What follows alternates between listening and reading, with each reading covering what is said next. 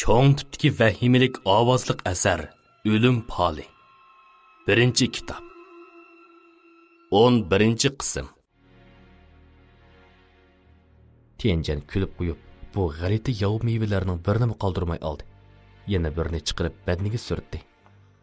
Og'ziga tashladi. Men uning xeli g'o'zini bilganligini ko'rdim. Boyqi yov to'shqan tog' ilohimi? deb so'rdim men tushibekni. Albatta undaq emas. U alvasti baq qo'rqochoq ekan. Mening salohiyatimni bilgandan keyin qo'rqib chiqolmay qoldi. Boyiqi yov to'shqan faqat bir chaparman xolos. Biroq boyiqi yov to'shqannimi bo'sh chaqlama. U ablah buvamdinmi cho'ng bo'lsa kerak? Rostmi, yolg'onmi? Albatta rost. Tianjan kulib kelib, 4 yov meyvini qo'limga tutqizdi. Ala, sen mi yegin? Bu yaxshi narsa. Men qiziqib birini qo'limga oldim. Bu narsa gilasga o'xshaydigan bo'lib, suzuk, purqi mazalik ishtahoni ochadi. Xuddi kala go'shi ko'milchidek ta'mlik. Men yeb boqqan har qanday mevdan yeyishlik edi. Bu qanday narsa? So'rdim men o'zimni tuta olmay. Konkret ismining nima ekanligini bilmayman. Lekin bu ablah akilib bergan narsa oz degandim 3 yilda chechaklab, 3 yilda meva berdi. Intayin kam tepiladi. Bu gapni anglab sal hayron qoldim. Nemishqa hammamiz tog' ilohiga narsa sovq qilamiz, ammo tog' ilohi sana tashabbuskorlik bilan narsa sovq qiladi. Bu farq bak cho'ng bo'lib ketdimi qandoq? Siz rostla arvoh tashrish atirtidimi? Tianjanga bo'lgan his tuyg'um bargan sirliqlashib ketyapti. Tianjan xirildab kulib qo'yib gap qilmadi. Tog' ilohi qo'shilgan ekan, ikkimiz davomli tog' qarab maqdik. Yo'l bo'yi rastla oldin qatim ustozim bilan uchrashgan zaharli yilon yov to'ng'iz degandek narsalar ko'rinmadi. Biroq bak g'alita. Qo'limdagi yov meni yeb bo'lgandan keyin xuddi ruhlantirish dorisi yegandek ruhliq bo'lib qoldi. Bu taqqa ikkimiz kichik vaqtimizda doim chiqib o'ynaydik. O'ylasam, yuragimiz qopdak bor ekan. Nima bo'ldi? Bu tog' g'alita. Yer sharoiti murakkab ekan. Mening hozirgacha qanchalik alvasti purg'inimni faraz qilib baqa. Qanchalik? Oz degandimi 7-8 ni. Uning gapini anglagan siri qo'rqishga boshildi. Bilaman. Opam yana o'tgandagi heliqil yo'q kampir bugun bu tog' ilohini bilibdi. Mushu uchida bor ekan. Yana boshqalarmi bormi? Uning ustiga Oy! Tianjan gipining yerini qilganda u tuyuqsiz to'xtab qoldi. Chunki men bu o'chiblar orasida g'alati bir ko'zning paydo bo'lganligini ko'rdim. Ash-pash deguncha seriqatlarim tik turib, badnim sovuq terlab ketdi. Bu bir jup ko'z, heliqi kuni kechda tog'da uxlashdan burun men ko'rgan bir jup ko'zga o'xshaydi. Men uning qanday narsa ekanligini aniq ko'rib boqmoqchi bo'lib, o'chib orasiga yiqilishimga u ko'zni yumib ochqichi g'oyib bo'ldi. Boyqi narsa nima? O'tganda kelgandimi shuni uchratgan. Alvasti. Lekin qandoq alvasti ekanligini bilmayman. Uning ustiga bu alvasti intayin tunish. Mening hozir jazmlashtirganim dal boyqi yop ishil ko'z. Haqiqatan shu kuni kechda men uxlashdan burun ko'rgan. U meni nishon qilganmidi? U tog' ilohi shundaqmi? Yo'q. Mencha bu jin alvastining puraqi qo'yiq emas. Shunga izimi cho'nqir emas. Haqiqiy tog'ni egilib, podshoh bo'lgan heliq tog' ilohining paydo bo'lganiga oz degandimi 3-400 yil bo'ldi. Dedi Tianjan beshini chayqab. Sen buni qandoq bilding? Dedim men hayron bo'lgan holda. Boyiq yov to'shqanni unutib qoldingmi? U menga aytib berdi. Voy onam. Hayvon tilini bilaman degina. Mang, to'l masxir qilma. Endi qandoq qilamiz? So'rdim men amalsiz. Boyiqi bu jin olvosi chuqum yaqin atrofda. Bundaq narsa tikilib qarab tursa, har vaqt har joyda xatar bor degan gap. Sen boya his qila olmadingmi? Heliqi jin menga tikilib, meni ko'zlayotgandek qiladi. Bu nima degina? U jin alvasti balkim opang bilan tunish bo'lsa, seni yarlantirishga jur'at qila olmasligi mumkin.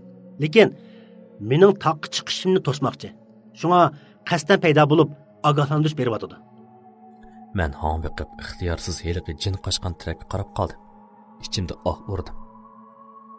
Opa, mening chiqqanimni bilib bo'ldingmi? Bo'ldi. Sen mi bek ko'p o'ylab ketma. Balkim bu jin alvasti opang bilan bir yo'lda emasdi. Yo'limizni davomlashtiraylik. Opangni topganda hammani tushunasan. Dedi Tianjan. Men peshini ling'ishtirib davomliq yo'lga chiqdim. Bu tog'ni kichik vaqtimizda 5 barmoq tog' deb ataydik.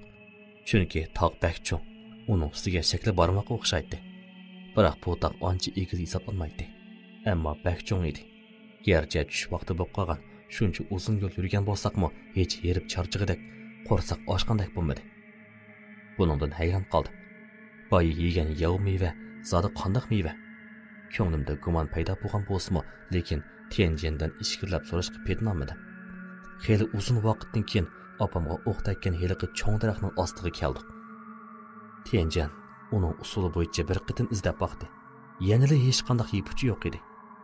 Barmoq, tog' intayin cho'ng bo'lib, opam rostli mendan o'zini qochirgan bo'lsa, tepish uncha oson emas edi. Biroq tushdan keyin bo'lganda atiganki heliqi g'alati maxluq pat-pat yaqin atrofda paydo bo'lib, bizga qo'rqinchli qarab o'tadi. Qarashlaridan yovuzlik va himi chiqib turadi. Xuddi edilib etilib, yuragimizga sug'urilgan alpos edi. Tianjan va ba'zi vositlarni ish qilgan bo'lsa-mu, lekin unumi degandek bo'lmadi. Bu jin ajoyib aqlli bo'lib, xatar borligini bilgandan keyin darhol yiroqlab ketdi. Meni texmo hayron qoldirgani shuki, bu jin mening kelish maqsadini bilgandek qiladi. Birdam yo'qab, birdam oldimizda paydo bo'ladi. Uning izchil ehtiyotchanlik bilan bizga agashmaganligini bilmayman. Ishqilib bu jin mening butun tushdan keyin kallabni qotirdi. Jinning parakkanchiligidan to'laroq opamning ko'rinmasligi meni yana jiddiylashtirib qo'yotdi. Tianjan bilan qon hidiga agishib yo'l bo'yi izlagan bo'lsaqmi, natijada ikkimizni sal umidsizlantirib qo'ydi. Biz bir yerni tepib, bir kecha uxlagandan keyin ati yarim kun izlamoqchi bo'ldik. Chunki do'kon ichilmasa, kirimim bo'lmasa, ustamning davolanish pulini qandoq to'layman? Qani higin. Gulxon cho'risida o'ltirib, Tianjanga atigan ilovangan piranikni tanladi. Shotian, uni yemay tur. Biz qandoqli bo'lmasin mehmon. U tog' ilohiy bizni yaxshi kutib bilish kerak. Tianjan xirildab kulgunicha bir parcha seriq qog'ozni olib, tez suratda bir nimalarni yozdi. Ondan absun o'qib, qo'ldagi seriq balgni ko'ydirgandan keyin bir yerga otdi. Menmi o'zimni tutolmay, qo'limdagi piranikni qo'yib qo'ydim. Rost gapni qilsam, boyqi yov mevadan yana bir nechini yugunki otadi. Lekin bir hozir saqlagan bo'lsaqmi, atrofda hech qanday shabi bo'lmadi. Tog' ilohi uxlab qolmagandi. Tianjan sal toqatsizlanib o'rnidan turdi. Xeyr, ablah. Xubsallik qilyapsan-sa? Meni ko'n uvang topolmaydi deb qoldingmi? Tianjan ochilgan holda bir parcha oq seriq rangli qog'ozni chiqardi. Bu burunqi seriq belgidan ancha farqlanmaydi. Biroq Tianjanning chiroyidan uning odatdagi narsa emas ekanligi chiqib turadi. U suruqni ilib, bo'y qalamga ozroq takkizgandan keyin oq seriq qog'ozga qarab, ajriho sumruq usulini o'ynashga boshladi. Uning harakati odatdan tashqari pishiq edi. Qancha qitim mashq qilganda mushundoq seviga kelib bo'lgandi. Chiroyi totirib ketgan Tianjanga tikilib qaradi. 3 yilning oldida u hech nima bilmaydi. Qiz keltirishni biladi. Lekin 3 yildan keyingi bugungi kunda sirli qiyofati paydo bo'ldi. Men shu topda uning 3 yillik sarguzashtisiga qiziqib qiyotdim. Qog'oz uchib, birdil o't yalg'uniga oyinib, xuddi chaqmoqdek yalt-yult nur chechib, yiroqdagi tog' cho'qqisiga bir cho'ng daraxtga tegdi. Chiqamsa? Tianjan, sen boya chaqmoq muvakkilini taklif qildingmi? O jin olvostini chaqmoq urdimi? Boshroq gap qil. Mening nadim unda qaramatim bo'lsin. Bir xil oqlarni ko'z bayonchilik xolos. Yana chiqmamsa? Bo'ladi. Endi ko'n uvangni biraqla parchalayman. Tianjan qonini so'zib barqirdi. Keldi. Tuyuqsiz shir-shir qilgan ovozni anglab, oldirab tinab turib ketdim va ko'z oldimdagi manzaraga qarab, qo'rquvimdan ko'zim chanoqdan chiqib ketay deb qoldi. O't cho'plar orasidan mejir-mejir chashqonlar saldek bostirib kelayotdi. Ular mushtundek, hatto odam beshidek cho'nliqda bo'lib, Sani az deganda mingga yetadi. Acaba atalmış tog' ilohiy bir chashqin olmasdimi?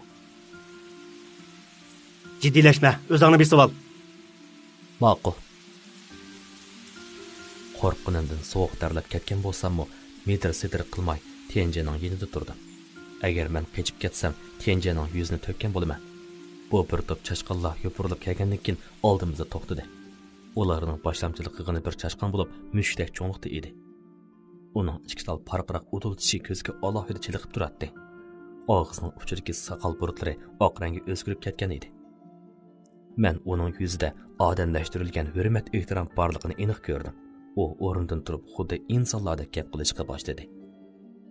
Aziz mehmonlar, buzrukvorimizning sizlarni saqlaganiga uzun bo'ldi. Marhamat. Qachon? Bizni qo'rqib qochib ketgani 2 soatni oshdi-ku deymi? Dedi Tianjian tuzit qilmay. Chaqchaq qilmang. Buzrukvorimiz yeydigan narsani tayyorlab qo'ydi. Ikkinglarni alayda kutib olamiz. Marhamat. Men Tianjianga haqiqatan qoyil bo'ldim. Bir ko'z bo'yamchilik necha yuz yillik bir chashqonni qo'rqitib o'tgan edi. Tianjianning orqasidagi tashkilot balkim oddiy bo'lmasligi mumkin. Bo'ladi. Buzrukvorining yuzini qilay. Tianjian qilch tap tortmay mig'mig' chashqon ustiga chiqib o'ltirdi. Xiaotian, nimaga o'ng'ib tursa? Tez kel. Bu tabiiy lifet, kam tepildigan lifet. Qo'rqib tursam-mu, amal yo'q sinab baqdim. Yerdagi chashqonlar haqiqatan mening ig'irligimga bardosh bera oladi. Boyqi gap qilgan chashqonning buyruq berishi bilan bu chashqonlar qo'shuni osta-osta qo'zg'alib, siliq yo'tkilishga boshladi. "Qoltis Tianjian, sening bahonangda ko'zim ijirib qolgan bo'ldi," dedim hayronligimni yushirolmay. Akang bilan birga bo'lsang, ne ishlarni ko'rsan texe. Haqiqatan bugun ko'zimni ichib qo'yding-jimo. Sal turib, u qerining o'nkiriga borganda, nima yeging bo'lsa, uzul ig'iz astangli bo'ldi. Hargiz tuzit qilma. Albatta, menmo tortindiganlardan emas. Ikkimiz bir-birimizga qarab kulib qo'ydik. Xuddi ikkimiz kichik vaqtimizda birga tavut uzilib bo'lgan kullarga qaytib kelgandek tuyg'uga kelib qolgan edik. Bu chog'da haqiqatan g'am andishsiz edim. Hozir bo'lsa o'xshamaydi. Har xil besim, har xil ishlar meni xiyla holsirtib qo'ygan edi. Tianjianmi o'xshashli shundoq. Allohizal 10 minutdan keyin ko'z oldimda bir o'nkir paydo bo'ldi. Meni hayron qoldirgani shuki, bu o'nkirning sirtqi shakli metroning kirish eg'iziga o'xshaydi. Uning ustiga sirtqi yuzi xuddi gullikka o'xshash har xil gullar bilan qoplangan bo'lib, xushpuroq edi. O'nkir ichida bo'lsa, qizil nur chaqnab, bir xil xushpuroq bilinar-bilinmas tarqalib kishini mast qiladi. Qizilchiroq rayon kirib qani kesib-qotaman-ku. Aziz mehmonlar, buzrukvorimiz saqlayotgani uzun bo'ldi. Marhamat. Dedi cho'ng chashqon engishib turib, Tianjian beshini ling'ishdi. Ondan u quloq tuyumga pichirladi. Sal turib jim o'tir. Men bevosita opang turadigan o'rinni so'rayman. Beshini ling'ishdim. Bu o'nkirning yuzida sonsizdigan tirnoq izlari bor bo'lib, bu meni hayron qoldirdi. Bu xil qurilishning qiyinlik darajasi metro liniyasi yasashdan qilishmasligi mumkin. Taxminan 1 minut mang'andan keyin yana boshqacha manzaradan tong qoldik. Yana gullar yeyitilib, 4 damga har xil qizil panuslar esilgan edi. Xuddi qadimki boy oilaning e'tiborli xon qizning hujrasiga kirib qolgandek tuyg'uga kelib qolgan edi. Vejik bir qiz chiroyidan g'alitlik chiqib turgan holda ikkimizga sap soldi. U uchisiga bo'lg'in terisidan tikilgan palto kiyib olgan bo'lib, o'rindiqqa qo'yilib turardi. Intayin chiroyli bo'lib, soyib jamal deyishga bo'ladi. Meni texmo hayron qoldirgani shuki, bu ayolning oyiqida odamning cho'nliqidek chashqonlar yukinib o'ltirardi. Ular bizning kirganimizni ko'rib, beshini ko'tarib bizga qaradi. Qarashlari qo'rqinchli bo'lib, ixtiyorsiz keynimga dojib ketdi. Bu ayol necha 100 yil mashq qilgan chashqon olbostimidi? Ya'ni atalmış tog' ilohi shumi? Kayfiyat birdamda jiddiylashib ketdi. U ayolning g'alit nazari bilan qarshig'i mayli, muhimi ayolning atrofidagi cho'ng chashqonlar, lampushka cho'nliqidagi qora ko'zlar meni qo'rqitib, tinimni shirkantirdi. Bundaq cho'ng chashqonni qachon ko'rgandiman? Xabarlarda ko'rgan eng cho'ng chashqonmi oran 20-30 jang keladi. Bu bir natisi 100 jangdan oshirganda qiladi. Agar ular etilib kelsa, ko'zni yumib ochqicha Bizning ustqallarimizdimi purqitib o'tish gap yo'q. Men tingirqab turgan shu daqiqada Tianjan qo'lini so'zib, ayolning hinik chashqan qo'l ishorasi qildi. U chashqan ixtiyorsiz ayolga qaradi. Ayol beshni lingishdi. Cho'ng chashqan xolimgan holda biz tarafga qarab kelishga boshladi. Rost gapni qilsam, bundoq cho'ng chashqan yo'l maqsa haqiqatan kulkili ko'rinadi. Cho'ng chashqan bizga yiqilishiga Tianjan uni kuchab bir qachat soldi. Chashqan tirnoqlari bilan mangisini silab turib, homiqib turib qoldi. Men texmo gangrab qoldim. Tianjan, nima qilay deysa? Qo'rqinimdan uningga pichirladim. Nemishqa meni ursan? Varqirda yo'g'on chashqan qo'pol ovozi bilan. Xo'jakang inim bilan kelgili bir osh pishim bo'lay dedi. Choy quyishni demayli turayli. O'ltirishqimi tayyorlik qilib qo'ymabsizlar. Xo'jayininglar mehmon kutish yo'lini bilmasa bo'ldi. Sen dedeklarni bilguvchiligi yo'qmi? Kechirsizlar. Chashqan ichki o'rindiqni ko'tarib kelib, bizni o'ltirish taklif qildi va orqadan bir necha cho'ng olma va banan ilib keldi. Xeyr ablah, ya'ni mendan yushiryapsan? Dedi Tianjan o'ltirib. Tartmay, davjam chaqchaqib qo'ydi. O shifoliq meyve tüydi. 10 yil çiçeklep, 10 yil meyve berdi. Bu qitim oram 30'a tushgan. İlgari bir nechini yegan. Qolganlarning hammasini qiyrirayib qildim. Rostla tugidi. Ayol og'ir yig'iz ochdi. Ammo ovoz to'limi qurg'oq xuddi bir boboyning ovozida xirildab chiqyotdi. Ko'z oldindagi Soyib Jamolning ovozining bundoq bo'larini o'ylab boqmag'achqa og'zini ichib qarab qoldi. Yo'q dedingmi? Mo'shu narsalar bilan Akfuk ikkimizni kutamsizlar? O qo'lini pulanitib edi. Heliqi cho'ng chashqan darhol kayniga o'tib, pishib tayyor bo'lgan qirg'ovul go'shtni ko'tarib chiqib oldimizga qo'ydi. Tianjan menga qarab qo'yib, xotirjam yeyishga ishorat qildi. Men tabiiyla tezlik qilmayman. Bir qirg'ovul pochqini tortibla og'zimga soldim. Ta'mi yomon emas taqildi. Men Tianjan ikkimiz istaldagi narsalarni pok-pokiz tozalab etdik. Bu ayol bizga mushunda qarab turdi. Uning keyiniga bir necha cho'ng chashqanimi o'xshash. Biroq meni hayron qoldirgani shuki, bu ayol izchil menga tikilib qarab turgan bo'lib, buningdan sal hijr bo'lib qoldi.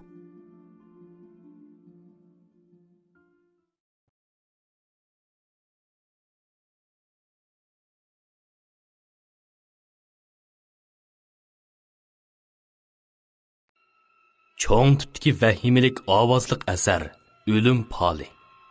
1-kitob. 12-qism. Men Tianjan ikkimiz istaldagi narsalarni pok-pokiz tozalab etdik. Bu ayol bizga mushunda qarab turdi. Uning keyiniga bir necha cho'ng chashqanimi o'xshash. Biroq meni hayron qoldirgani shuki, bu ayol izchil menga tikilib qarab turgan bo'lib, buningdan sal hijr bo'lib qoldi. Har holda qo'rsoq to'ydi. Endi sendan 3 savol so'rayman. 3 savolning qirayiti chaqliq. Biroq ba'zi masalalarga javob bermasligim mumkin. Ayol pechini chayqadi. U oldin ola mudofiya o'qili urgandek qiladi. Bular bilan ko'rim yo'q. Ish qilib men nimani so'rsam, sen shuningga javob berishing kerak. Tianjanning chiroyidan hayva chiqib turadi. Ayolini qo'shimiz turildi. Uning yeniga cho'ng chashqan hömüyib, xuddi har vaqt etilib kelib ishkimizni pokiz yevitdigandek turadi. Chandırmagan bo'lsam-mu, qo'rqib turib Nima degan bilan ishkimiz hozir chashqan usiga yana kelib chashqan olvosining makonida edik. Oxiri ayol menga bir hazat tikilib qarab turgandan keyin ondan eg'izlashdi. Bo'ladi. Biroq menmi uning bir savolimga javob berishini umid qilaman. Ayol barmoqi bilan meni ko'rsatdi. Men homiqib qoldim. Tianjanmi menga qarab qo'yib, kulimsirab beshni ling'ishdi. Bu ayolning eg'iz etishini kutmayla Tianjan savolni boshladi. Uni opsi hozir qayerda? Sharq tarafdagi 30 kilometr yiroqlikdagi bir o'nkirning ichida. Dedi ayol yushirib o'ltirmay. 30 chaqirim yiroqlikda xeyli cho'ng tiyar boda qiladi. Opamni topolmaganim bekor emaskanda. Sen tog' ilohiy habasmi? Nimish xalqingni qo'g'dimaysan?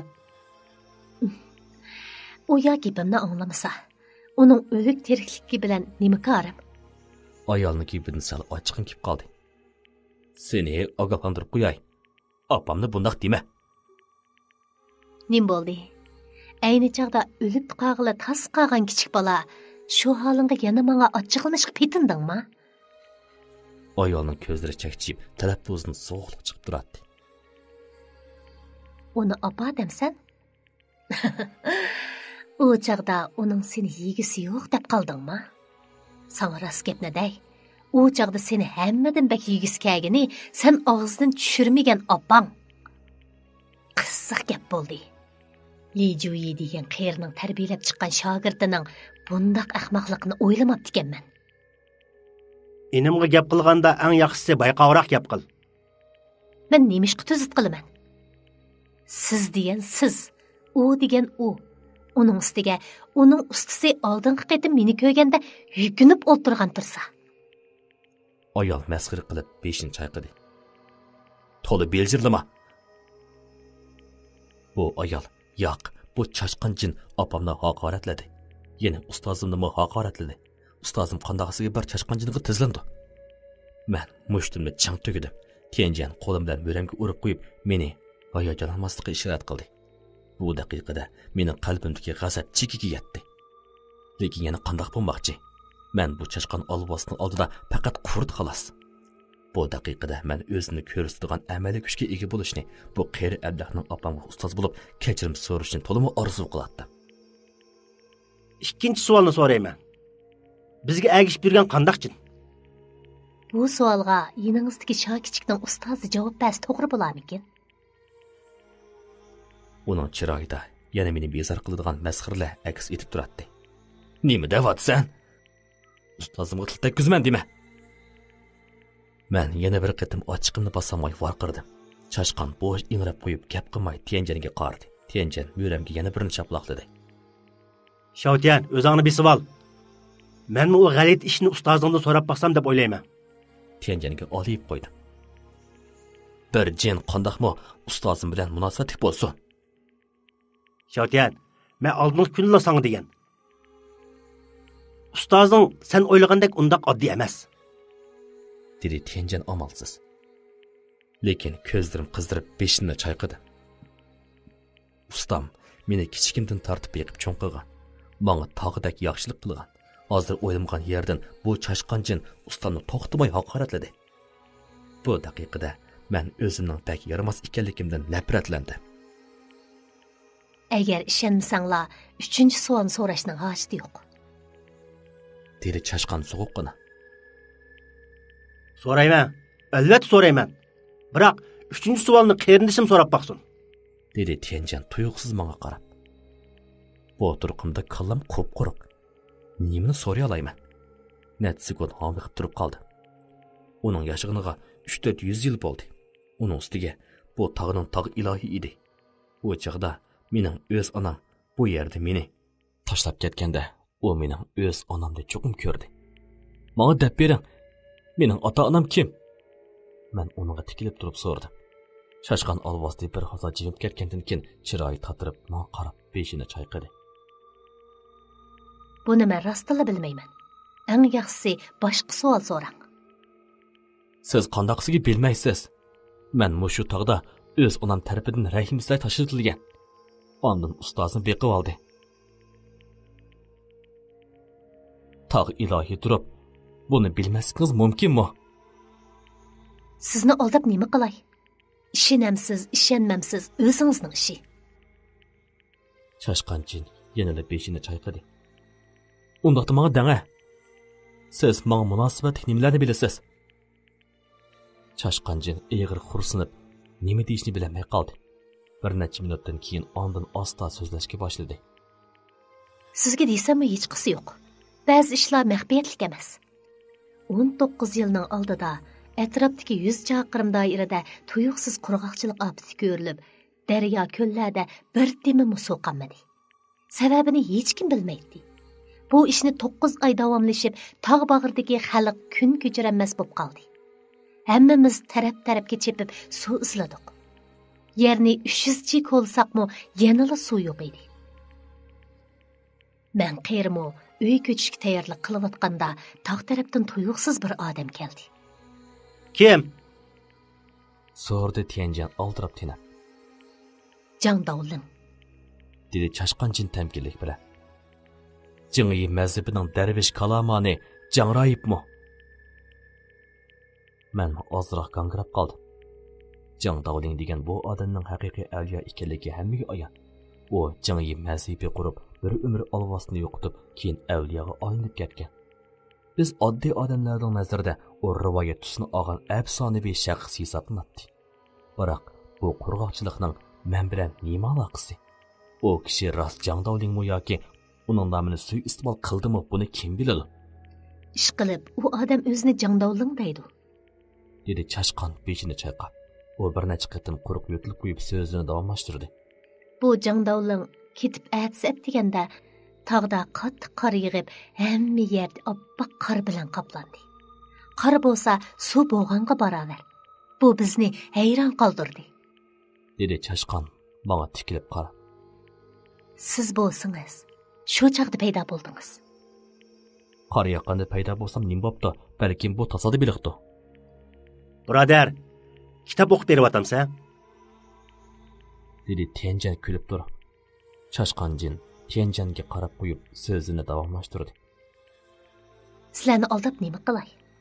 Men shu qitimqi qurg'oqchilikning tuyuqsiz yoqqan qor bilan bevosita munosabati yo'qligini e'tirof qilaman. Ammo u dal shu chaqda qorliq dalada paydo bo'ldi. Uning ustiga, uning zodi kimning bolasi ekanligi aniq emas. Sizlar deb biqinglar. Buni qanday tushuntirish kerak? Tianjanning chiroyidagi tabassum asta-asta yo'qoldi. U beshini ko'tarib menga qaradi. Chiroyi mosal g'alati edi. Nimaga qaraysan? Meni jin bilan insonlardan oprit bo'lgan demaydigansan. Ishqilib opamning nerligini bilib bo'ldim. Opamni topsam, menga munosabatli ishlarni bilishi mumkin. Bo'ldi. 3 savolga javob berib bo'ldim. Endi sen bir savolimga javob ber. Chashqonning ko'zlari menga tikildi. Meni pal oshquzmoqchimi? Shundaq. Jin bo'lsangmi? Lekin xiyoliy odam shakli sening yana bir tarafing hisoblandi. Quloq pardangda 3 qo'riq paydo bo'pti. Bu sening yaqinda bir chiq yo'li qolliqini tushundirdi. Chashqonning chiroyi sal o'zgarib, ozroq ta'sirlangandek bo'ldi. U asta-asta o'rnidan turdi. Yuz qismida seriq chigit bor, kolpuqing qizil. Bularning hammasi sening bu ishni bir taraf qilish usulini jiddiy bilgin borligini tushundirdi. Yomon emas. Darvaqa paloch quzay degan. Chashqonning ko'zlaridan yovuzi chiqib turadi. U ishpoqi ustang oldingi qitimda mendan alohida yushirib, meni uningga bir ishga ma'qul bo'lishga majburladi. Bo'lmasa, bu yerda sendan so'rab yurmaydim. Qopqim turildi. Olmi qitim? Buni ustozingdan o'zing so'rab ol. Dedi Chashqon masxirlik qilib. Boshqacha bo'lib qoldi. Tianjan degandek ustam balkim jin olmaslag'im pal silishi mumkin. Acaba bu Chashqon jin o'zi do'konga berib ustamga pal soldirganmidi? Biroq Chashqon jinning chiroyidan qaraganda uning bu ishi tuyuqsiz yuz beribdi. Yana kelib, eng uzun bo'lganda bir haftadan ishib ketmabdi. Demak, cho'qim ustoz eg'ir yorinishdan burun pal solgan bo'lishi mumkin. Undaqda u kuni yarim kechada men uxlab qolsam, ustam meni dalaga tashlab qo'yib, uningga pal solgan kelganmidi? Ondan qaytib kelibla, opam tarafidan eg'ir yerlandimi? O'ylarim qalam-qalinlashib, jiddilashib ketyotdi. Shundaqdimi, o'zimni besib oldim. Bo'ladi, men san palsep beray. Uninga tikilib birdan qarab, hayronlikda to'lib etdim. Sen homildor bo'lib qoldingmi? Chashqon menga zarda bilan tikilib, yuzlari qizdirib ketgan bo'lsa-mu inkor qilmadi. Animay, rostmi yog'anmi? Shuncha yosh kirgan turug'liqmi? Yana homildor bo'lib bo'lamda? Tianjan hayron bo'lgan holda xuddi hayvonlar bog'isidagi maymunga qaragandek Chashqonjiniga sap soldi. Bo'ldi, bas. Bu yil 400 yoshga kirdim. Bu sizlar insonlarning 40 yoshigadan. Nemishqa homildor bo'lolmaydi ekanman? Xeyr ablah, o'limga tayyorlik qilyapsan? Esimda qilishcha, burun sulton Chashqonlarning yamarab ketishini oldin olish uchun chaqmoq opitni bekitgan. Buni olgan Chashqonjining chiroyi boshqacha satlashib ketdi. Tianjan pixildab kulib qo'yib so'zini davomlashtirdi. Buni ayni yillari Tang Taizong amdil taxtga chiqqan vaqtdan surishtirishga to'g'ri keladi. U chaqda barliq mavjudotlar Tang Taizongni dono, odil podshoh deb tavob qilg'il kelgan. Buningdan olam shodlangan Tang Taizong Damın ordusida 3 kecha kunduz ziyofat bergan. Ziyofat boshlanib, ertasi bir chashqan tuyuqsiz orduga kirib, Tang Tayzongning odilligini og'iz-og'izga tegmay madilab bosh qo'ygan. Hayvonlarning gap qilganini ko'rib baxmagan Tang Tayzong bilan vazirlar chashqan parisi Tang Tayzongning iqlimni birlikka keltirganligini tabriklagili kepti deyishib, hayroni has bo'lishgan. Tang Tayzongmi buningdan xushal bo'lib, bu chashqanni mehmon qilgan. Lekin bu chashqan o'zining avlodlari ochliqdan o'lay deb qolganligini, ularni mehmon qilishni o'tingan. Osoyishlik kunlar bo'lg'achqa Tang Tayzong oqibatini o'ylamayla darul ma'qul bo'lgan. Ammo o'ylamagan yerdan san-sanoqsiz chashqanlar buyuk Tang ordusida yamirab, hammani yeb tugatgan. Ondan boshqa joyga yo'tkilib, ambarlardagi oziq-tuliklarni pak-pakiz yeb, necha 10 ming odamning ochliqdan o'lib ketishiga sababchi bo'lgan. Buningdan g'azablangan Yurun Sultan darhol chaqmoq muakkilini avatib, u chashqan to'pini chaqmoqqa so'qtirib o'ldirgan. Hamda bu la'natkor chashqanlarni har 200 yilda bir qitimliq chaqmoq ofatini boshdan kechirdi deb yarliq e'lon qilgan. Bu 1000 yildan ko'proq vaqtdan buyon chaqmoq so'qib o'lib ketgan chashqan alvastining qancha ekanligini bilgil bo'lmaydi. Og'zingni yum. Buni sening askartishingning hojati yo'q. Chaqmoq ofati bo'lsa, bu holda ofatdan qochib qutula olamsan. Ustozing mo bolani yo'q qilishimni aytdi. Lekin men 400 yil yashadim. 19 yil burungi qurg'oqchilikda hamma bolam o'lib ketgan. Hozir Aran deganda bolalik bo'lganda voz kechkim kelmadi. Tianjan bilan bir-birimizga qarashib qo'ydik. Men uning hayot musofasini tafsiliy ko'rib chiqdim. Nima desam bo'la, uning hayotida oson sezgili bo'lmaydigan bir xil qorong'ulik bor edi. Uning ustiga bu qorong'ulikning paydo bo'lganiga uzun bo'lgan. Aniqki, portlaydigan vaqt yetib kelgan edi. Demak, u bu qitim homildor bo'lish bo'lmasligidan qat'iy nazar, bu qitim chaqmoqdan o'tib ketish nisbati yuqori emas ekan. Uningga nima deyishni bilmay qoldi. Chashqanning ixtiyorsiz qo'risqini silgan holatiga qarab, ichim ochiq bo'ldi. U chashqan turuqliq bolasi uchun jindan kechishga tayyorlandi.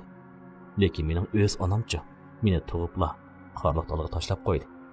Azobli kashmishlarim yana esimga kelib, men xeligacha gap qilmadim. U ishkaylan mening jimib ketganlik sababini bilish kerak, ortiq gap qilmadi. Sen ustozingga ancha o'xshamaydi ekansan, dedi chashqan menga senchilab qarab. Bu nima deganing? So'rdi Tianjan shubiklanib. Uni ustozi bilan selishtirganda ozroq narsa kam. Shundaqla intayin muhim narsa. Bu xil narsa sizlar odamlarning bir umrini belgilaydi deyishga bo'ladi. Dedi chashqan jin ma'nili qarab. Meni ustozim bilan selishtirganda polchilik ilmi jihatda osmon siman farq bor. Biroq chashqan bir nasli kam deydi. Bu nima degani? Nima gap setib yurisa? Tianjan xolibgan holda og'izni purishtirib qo'ydi. U kelib meni tortib sirtqa qarab mangdi. Yuranda qaytayli. Biz sirtqa chiqib, yana mig'-mig' chashqan to'pidan shakllangan oqma liftga o'ltirdik. Arast, boyagi gapingning ma'nosi nima? Uning bu qadimgi chaqmoq ofatidan o'tilmasligi mumkin. Buning homildor bo'lish bo'lmasligi bilan hech qanday munosabati yo'q. Natijasi o'xshash. Undaqda sening dining bo'yicha bo'lganda u o'lib ketadi ekanda. Undaqmi emas. Uning yana bir umri bor. Agar bu umrda u shu umrni nishon tuta olsa, bu qadimgi chaqmoqdan o'tib ketishdan cho'ng masala yo'q. Agar tutamasa cho'qim o'lib ketadi. Undaqda oxirgi natija qanday bo'lar? Buningga bir nima demakdas? Tangri yo'li aylanib turdi. Hamma mavjudotning bir sabab natijasi bo'ladi. Nemishqa tuyuqsizlar uningga buncha ko'ngil bilib qoldi. Yo'qol. Bu degan esdashlik qilish. Bu qiyirmi qiziqga. O'zining balo qazoq az qolganligini bilib turib, qo'sqiq undirib yuribdi. Tazimi mas'uliyatsizlik qilibdi. Nemile degan bilan odamning yashi bo'yicha aytganda 45 yoshdan oshgan ayollarning homillar bo'lishi tas. U chaqda balki shundoq o'ylagan bo'lishi mumkin. Biroq kutilgan ishni kim faraz qila oladi? Kallam sal qalayim-qalashib qoldi. Bu chashqanning og'zidan nurg'un ishlarni bilib oldim. Asosan ustamga munosabatlikkan. Hatto kunduzi bizga ergashib yurgan jin olvosini o'ylagan yerdan ustam bilan chetishlik chiqdi. U rostli men o'ylagandek unda qoddiy emasmi? Yarim soatdan keyin u bir top chashqan bizni tik yorning yana bir tarafiga olib qo'ydi. Yeliqi cho'ng chashqan hurmat bilan "Ishkinglar avaylab meninglar" deb takallup bilan xo'shlashib qaytdi. Tianjan ishkimiz aramu olmay 30 chaqirim yiroqlikdagi o'ngkurga qarab yurib ketdi.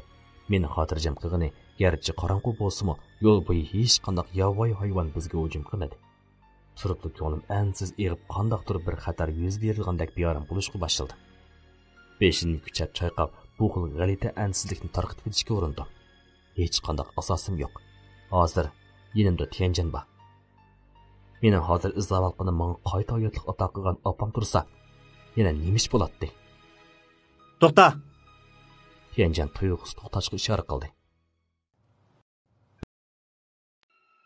Cho'ng tipdagi vahimalik ovozliq asar O'lim poli. 1-kitob. 13-qism. Meni hozir izlavalqini menga qayta hayotlik ato qilgan opam tursa, yana nemish bo'ladi? To'xta! Tianjin tuyuqsiz to'xtashga ishora qildi. Nim bo'ldi? Tianjin qo'li bilan bir joyni ko'rsatdi. Yiroqda bir tip odatdagi cho'ng daraxt bor bo'lib, daraxtning yonida bir quram tosh turardi. Qarmoqqa hech qanday g'alitlik yo'q edi. U yerni tunish ekanligini bayqamadingmi? Yo'q. Qandoq deysan? Tianjin gap qilmay yon telefonni chiqarib, telefon saqlamagan bir parcha suratni o'qtirib topdi. Bu dal kent boshlig'ining uyidan tepilgan yilqi ko'lni surat edi. Surat tortilgan joy bilan boya Tianjin ko'rsatgan joy o'xshash bo'lib, suratga 4 odam o'sha cho'ng daraxtning ostida turgan edi. Yura, berib qarab boqayli. Tianjin shundoq debla daraxt qishiga yurib ketdi.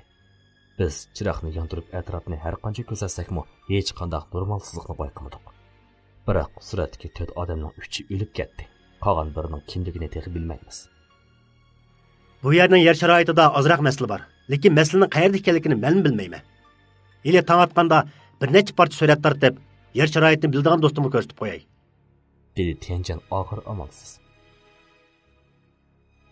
Yer shari ilmidan menmi xabarsiz edim.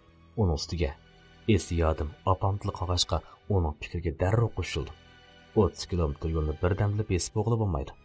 Boya chashqan o'g'lisning o'zildagi tik yarni chiqib, Tianjin bilan dam olmay mang'ilmizga 3 soatdan oshdi. Hozir sayr soat 1 bo'lay deb qolgan bo'lib, oxiri bir tik yarning yoniga yetib keldik. Töven taraf qop-qorong'u bo'lib, kishiga sirliq ham qo'rqinchli tuyg'u beradi. Haqiqatan alvasti puruq kelyotdi. Biroq noy cho'nqir yushirilgan. Opang qasdan sendan qechyotdi. Amal yo'q. Avval tushib qarab boqayli. Dedi Tianjin. Uning kepidan ko'nglim yerim bo'ldi. Opam mendan o'zini qochirib nima qiladi? Ajaba u meni jinini elish uchun uni bu yerga elib keldi deb o'ylab qolganmidi? Tikyar oncha cho'nqir emas bo'lib, taxminan 30-40 metrcha keladi. Arg'amchi bilan yamish tushayli. Men avval tushay.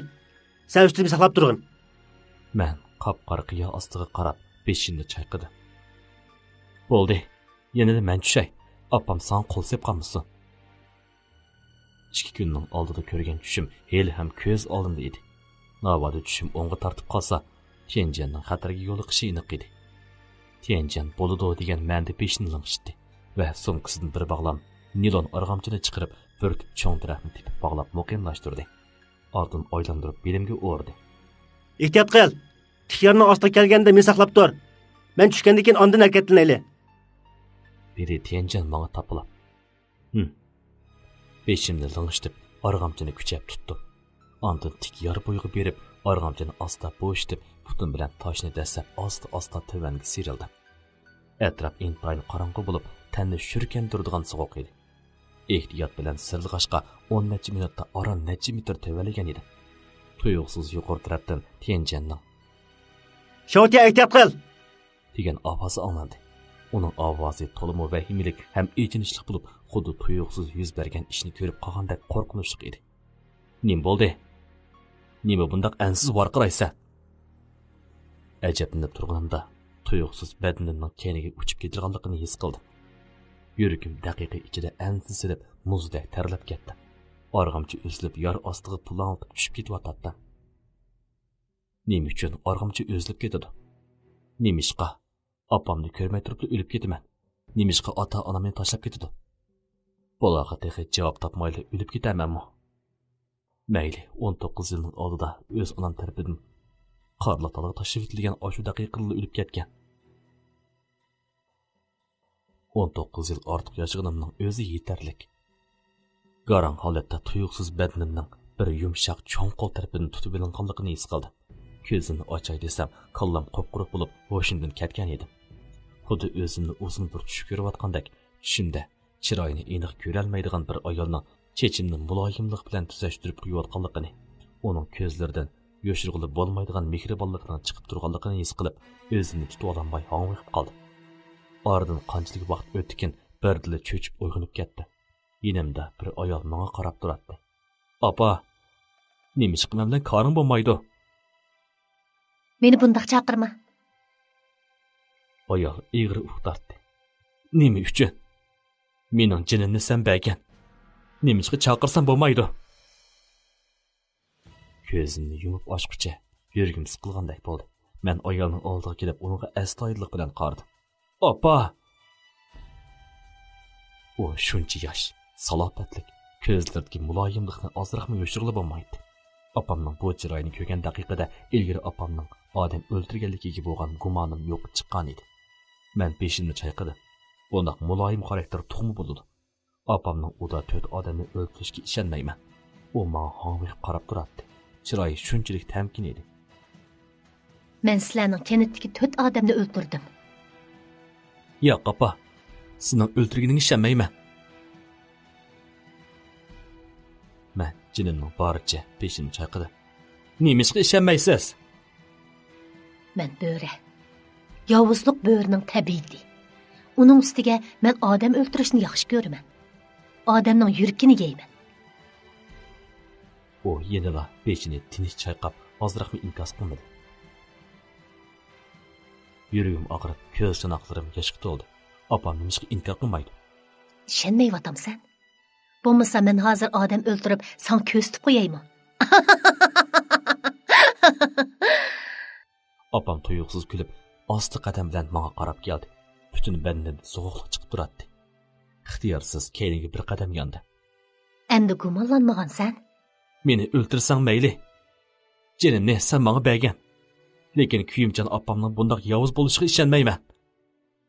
Opam qo'shimimizni turib, menga sovuq tikilib qaradi. Men bo'ri. Yovuz bo'ri. Nemishqa seni o'ldirmagadekman.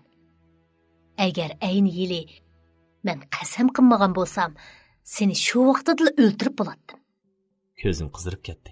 Chunki bir xil qirg'inchilikni, qo'rqinchni, vahimani his qilgan edi. Uning e'tiqodlari chashqon olib olsin degani bilan o'xshash edi. Qarganda u yolg'on aytmaganda qiladi. Izchil seni o'ldirib, yuragingni sug'urib yegim bor edi. Qo'lim mag'dursizlanib yerda o'ltirib qoldi.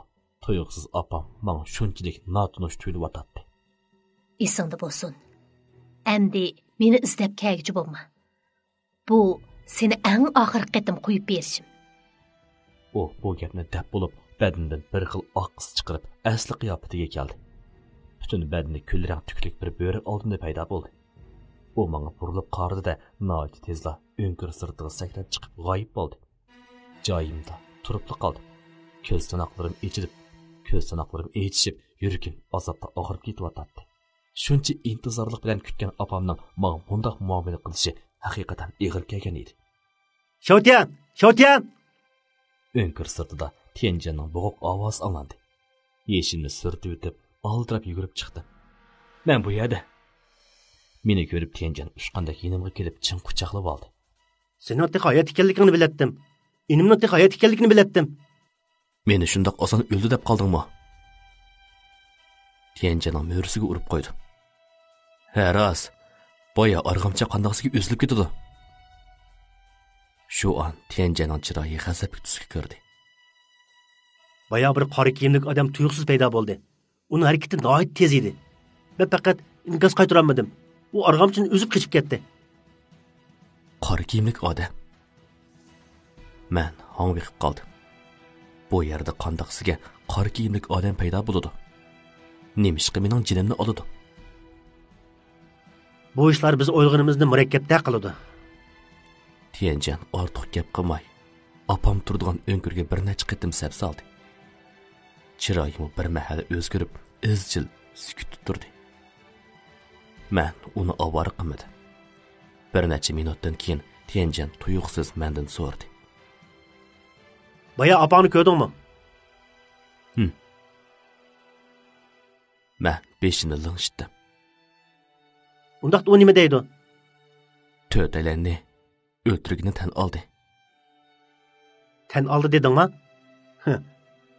Biz qatqash turayli. Qandoqlay deysan? Apani demsan? Shundaq. U odam o'ltirdi. Uning ustiga 4 ni o'ltirdi. Seningcha qanday qilsam bo'ladi? Eğer tashkilotlar surishtirib qolsa, men opamning o'rnida o'lay. U meni qutqizib olgan. Men hayotim badliga uning qilgan yaxshiligiga javob qaytaraman. Bu ishni tartibsiz tekshirib aniqlagandan keyin bir nima deyishayli. Dedi Tianjan mo'ramga urib turib. Beşimde langishdi. Kichikimdan tortib, men o'g'irliqcha yavu to'xu, yavu toshqan tashlab berilgan opamning nemishqa tuyuqsiz meni o'ldirmoqchi bo'lganligini bilmayman. Lekin u mening qalbimda yanada bir ulug' ona. Mangu shundaq. Tianjanga agishib o'ngko'rdan chiqdim. Heliqi ko'lni suratning orqa ko'rinishi bor joyga kelganda Tianjan to'xtab, yon telefonda bir necha parcha suratga tortdi. Ondan sin ko'rinishni sinig'i elib, nihoyat tezla bir odamga avatib bergandek qildi. Mushu bir necha kunda natijasi chiqib qola. Bu cho'ng daraxt bilan gigant toshning o'lim voqeasi bilan bog'lanishi boda qiladi. Nimali degan bilan bu yerda suratga tushgan 4 odamning 3i o'lib ketdi. Tush bo'lganda Aran tog'dan tushib do'konga qaytib keldik. Bugun tushdan keyin yana savdo bo'lmasa, ati ustaning davolash buni qanday qilaman? Bu men uchun eng cho'ng bosh qatinchiligi edi. Orqa hovlidan chiqil qo'rma qo'rib, Tianjan ishkimiz qo'rsoqni to'plab, endi do'konni ochaylab turganda, yon telefonim tuyuqsiz sayrab ketdi. Qarasam, doktorxonadan telefon kelgan bo'lib, meni darrov kelishimni aytdi. Men sana amra bo'lib billa boray. Nayt tezla doktorxonaga yetib keldik. Okul yangnisi eslag'an ustamga qarab, ko'nglim yerim bo'ldi. Keldinglarmi? Akşam amallik saqlag'uchi ustingizning sirtqa chiqib ketayotganligini ko'ribdi. Nima? Amallik saqlag'uchi ko'rib qolmagandi. Acaba oltin qitim ustamning okulining ichiga do'rsib qo'ygan heliqi odam ustamni o'g'irlikcha ep chiqib ketdimi ya? Yo'q, xato emas. Tönügün ustingizga qarayotgan sestra tuyuqsiz nima uchunkin uxlab qopti. U menga bir shapi anglagandek qildim. Uyg'onay deb, uyg'onammidim dedi. Men onunga xizmat qilib, bek charchab ketgan bo'lsangiz, uxlab ketgan bo'lishingiz mumkin dedim. Ammo o sestra normalsizlik deb turib oldi. Ko'z tish apparatidan tekshirib baqdim. Haqiqatan qor kiyim kiygan bir odam ustingiz yotgan kasalxonadan chiqdi. Yuragim jig'idib qoldi. Qor kiyimlik odam. Acaba arg'amchini uzib etgan heliqi qor kiyimlik odam yana kechdi qo'yib kelib, ustamga ziyonkashlik qilmoqchimi? Meningcha sizlar soqchiga ma'lum qilishinglar kerak. Bu ish sal og'ir. Agar bir ish chiqib qolsa, doktorxonamiz mas'ul bo'lmaydi. Dedi doktor. Soqchiga ma'lum qilish hojatsiz. Bu ishni biz bir taraf qilamiz. Undaqda bo'ladi. Vaqti kelganda bir masala chiqsa, bizni izlamasanglar bo'ladi. Doktor beshni langishtirib, ondan burilib chiqib ketdi. Tianjan ustamning kasal karavotini bir necha qatim oylanib chiqdi. Chiroyida bir xil g'aritlik bor edi. Sendan bir ishni so'ray. Heliqi kuni ustang bilan taqi chiqqanda u sana bir narsa dedimi? Yoki bir normalsizlikni bayqadingmi? He, rost. Ustam yo'lga chiqishdan burun biraylarning uningga pala ochqilmoqchi bo'lganligini, o'zining ochamaydiganligini, shunga meni do'konni taqamaslikni topildi. Bu gapcha ustang o'zining yaralanganligini bilib bo'pti-da. Shundaqda qiladi. Biz pala ochirganlar uchun birinchi farz shuki, o'zimizga hargiz pala ichishga bo'lmaydi. Chunki o'zimizning kelgusini bilgandan keyin o'rinlashtirishni qalayimqon qilib yenik bo'lganda yaralandi, egri bo'lganda o'lib ketadi. Bundaq bo'lgan ekan, u o'zining kelamaydiganligini qanday bilgandi? Ustozing sen bilan taqi chiqishdan burun qoidani buzib o'ziga pal ichib baqqan bo'lishi mumkin. Mumkin emas. Ustam oqibatini biladi. U o'zining hayot bilan o'ynashmaydi. Men qat'iylik bilan beshimni chayqadi.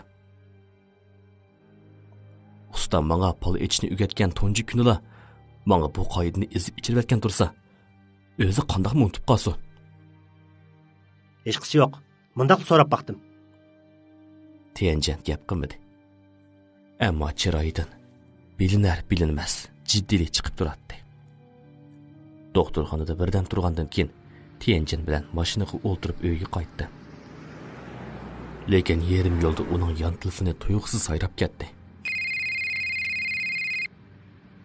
U xuddi qo'rqinchli uchur topshirib olganda chiroyi totirib, jiddiy ish chiqib qolganligini aytdi-da, mashinadan tushib qoldi. Uyga borgandan keyin do'konning eshigini ochib, xaridor kutib o'ltirdi. Kallam qarang. Bosh oyqi yo'q yalla chirib olgan bo'lib, yuz berayotgan bu ishlarga hech aqlim yetmayotdi. Tuyuqsiz taraqlagan ovoz bilan tang cho'chib beshini ko'tirdi. Oldingi qatim men tunji qatim pala ochgan Janxov edi. Uning yinida boshqa cho'ng'iq biraylan bor bo'lib, oddiy soda kiyingan, qarmoqqa pensiyaga chiqqan davlat kadrida qiladi. Leustam, avar qildim. Bu qatim aloyidan bir az mehmonni, ya'ni sizni izlab keldim. Dedi Janxov ishdan kirib kulimsirab turib. Men Janxovga qarab qo'ydim. Uning chiroyi qizarib ketibdi. Bu xil qizillik chiroyining yaxshiligidan emas, balki aroqni ko'p ichib qizarib ketganlikdan bo'lib, uning bu 2 kunda bir xushal ishni tabriklayotganligini, bu uning oldingi qatim chetlib qolgan qotillik delosining hal bo'lganligini tushuntiradi.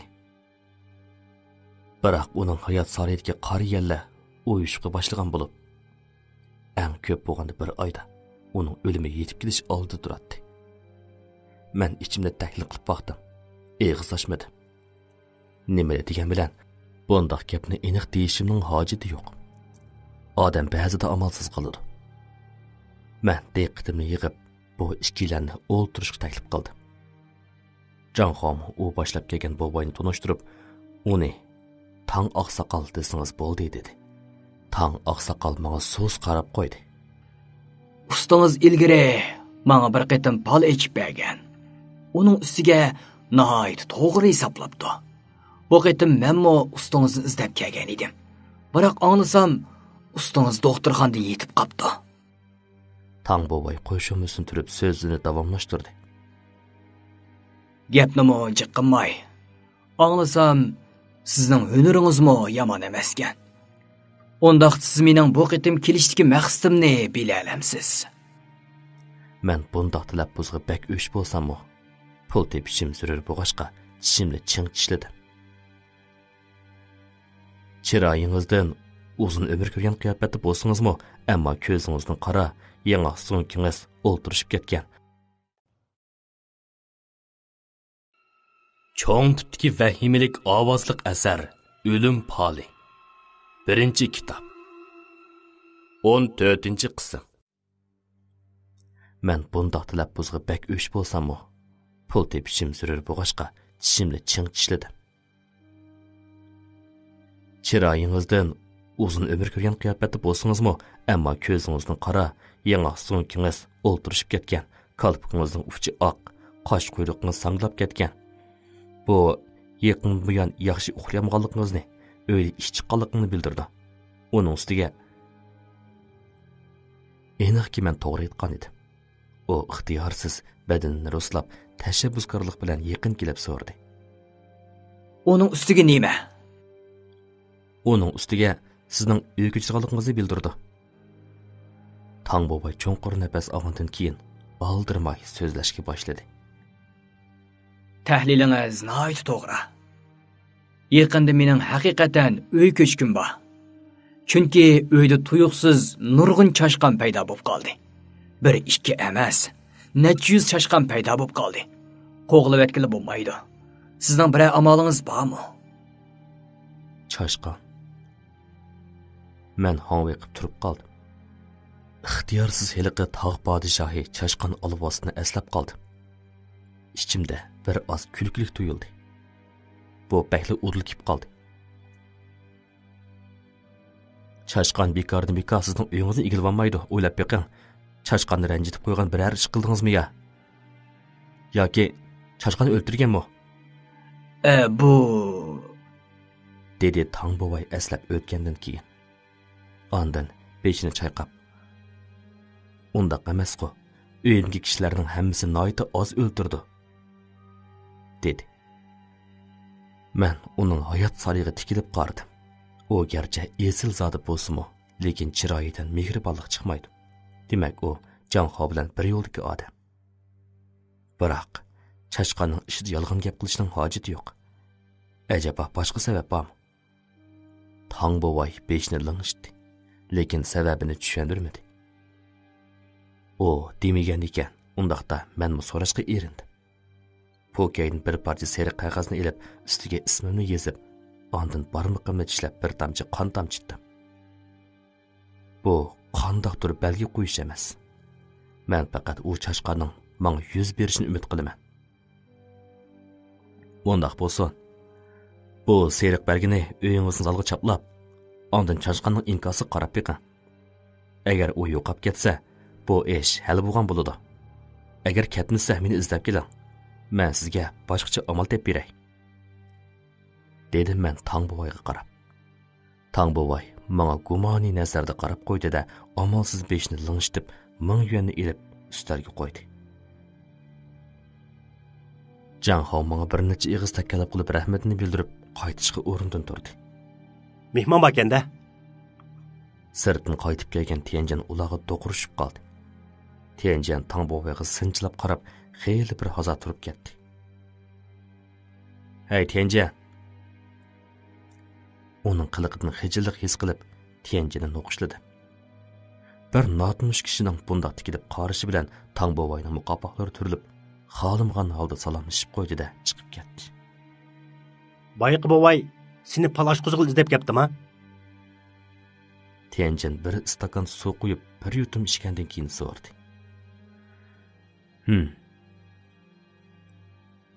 Beshimni ling'ishdim. 1000 yuanlik so'dim men uchun yaxshi boshlanish bo'lg'ashqa kayfim chog' edi. Bu bovayning badinini alvasti chirmayapti. Alvasti? Hech undaq his qilmadim-ku. Ajaba bu bovayning yiliqi Chashqan alvas bilan munosabati bormidi? Xato emas. Uning ustiga. Bo'ldi-la. Buning men bilan aloqasi yo'q. Tianjan gapining oxirini yutib o'tib, yanchuqidan bir parcha suratni chiqarib ustalga qo'ydi. Shawtian, bu suratni ko'rib boqqin. Andikkan holda ustaldagi rasmni qo'limga oldi. Qandaqsiga mening ustozim bo'ladi. Bu surat yangilangan rangsiz surat bo'lib, dal kent boshliqining uyidagi hiliqi ko'ni surat edi. Aslida aniq ko'ngli bo'lmaydigan 4-kishi texnikalik bir taraf qilgandan keyin ro'shanlashgan edi. Ustozim kim? Nima ish bo'ldi? 4-odam qanaqsiga mening ustozim bo'ladi? Buni men butunlay o'ylab boqmagan. Agar bu surat texnikasini asliga keltirishda xatolik ko'rildi deyilsa, lekin yana birini men ilgari o'ylab boqmagan. Mening ustozim bu yil 47 yoshga kirdi. Demak, suratdagi 4 odam 44, 45, 46, 47 son tartibi shundoq oddiymi? Qandoq alohida ahamiyati bor? Kallam birla qalam qanishib ketdi. Chunki 4-kishi ustozim bo'lgan ekan, undaqda opam ustozimni o'ltirmadi. Shawtian, buning qanday qaraysan? So'rdi Tianjan tuyg'usiz menga qarab. Men sukut qilib, nima deyishini bilmay qoldim.